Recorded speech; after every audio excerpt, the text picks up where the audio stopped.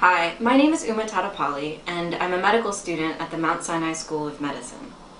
DDW has asked me to talk about our study called A Morphologic Analysis of Sessile Serrated Polyps Observed During Routine Colonoscopy, which we will be presenting at DDW in Chicago this year.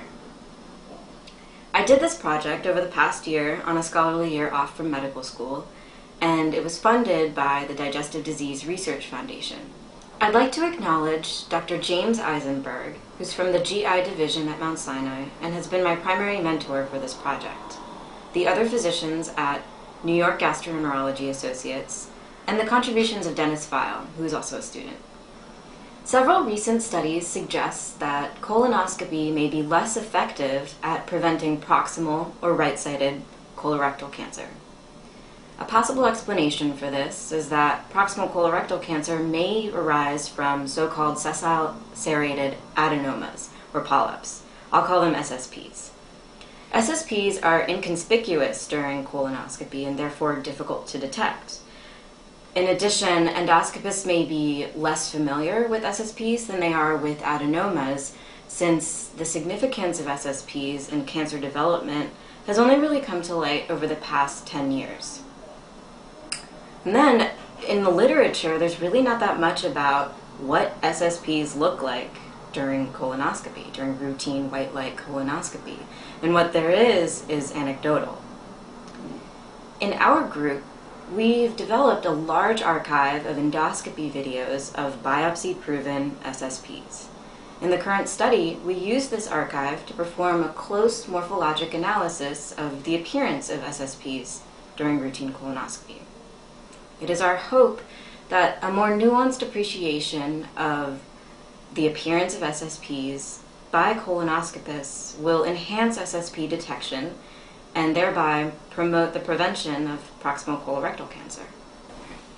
In order to conduct the study, we first developed a priori a panel of visual descriptors that we felt from the literature and from personal experience most accurately described SSPs.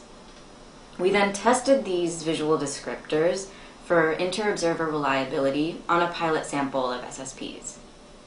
The following descriptors achieved a high level of inter-observer variability and were used in the study: the presence of a mucus cap, a peripheral rim of debris or bubbles, redness, concealment of the underlying vascular pattern, an alteration of the contour of a mucosal fold, a dome-shaped elevation, and a nodular surface.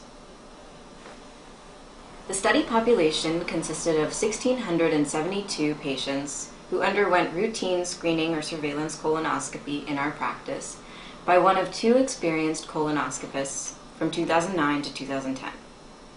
In this population, at least one SSP was detected in 178 patients, which is a little more than 10% of the subjects.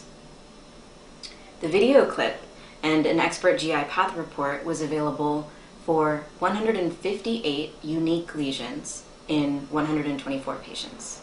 Once we had the videos, two investigators systematically and independently reviewed each SSP video clip. In order to decrease bias and to compare the morphologic characteristics of SSPs and adenomas, we mixed in with the sample of SSP videos a sample of adenoma videos. Each lesion was scored in 3 ways. First, the lesion's Paris classification was determined. Second, the lesion was scored according to the presence or absence of each of the 7 morphologic characteristics I presented a minute ago. Lastly, the lesion was scored for the single morphologic characteristic which first captured the attention of the MD during withdrawal, which we termed the polyp's sentinel sign. Now I will present the results. We found that 94% of SSPs in our study were minimally elevated, or Paris classification type 02A, with the rest being either 02B or 01S.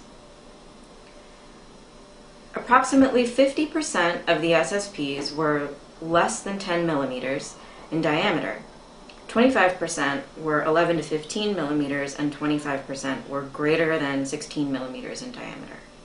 Approximately 20% of the SSPs were located in the cecum, 30% in the ascending colon, and 50% in the transverse colon. As seen in this figure, the frequency distribution of morphologic characteristics differed markedly between the SSPs and the adenomas. In the case of adenomas, not surprisingly, the most common descriptors were dome-shaped elevation and nodular surface. In contrast, over 20% of SSPs displayed each of the following characteristics: a mucus cap, a peripheral rim of debris, alteration of a mucosal fold, a nodular surface, concealment of the underlying mucosal vascular pattern. As seen in this next figure, the distributions of sentinel signs among the two types of polyps were also different. As might be expected, the sentinel sign for over 60% of adenomas was their dome-shaped protuberance from the mucosal surface. The distribution of sentinel signs for SSPs, on the other hand, was split between four characteristics: a mucus cap, a rim of debris, a dome-shaped elevation, or an altered contour of a mucosal fold. The take-home messages from this study are that SSPs exhibit diverse and variable morphologic characteristics during routine colonoscopy. A large minority of SSPs does not exhibit classic features such as a mucus cap. There are other notable signs of SSPs, however. These include a rim of debris around the periphery of the lesion, concealment of the submucosal blood vessels, an alteration of the contour of a mucosal fold, and a nodular surface. Again, we hope that an awareness of the morphologic characteristics presented in this study will help colonoscopists identify SSPs during routine colonoscopy and therefore promote the prevention of proximal colorectal cancer.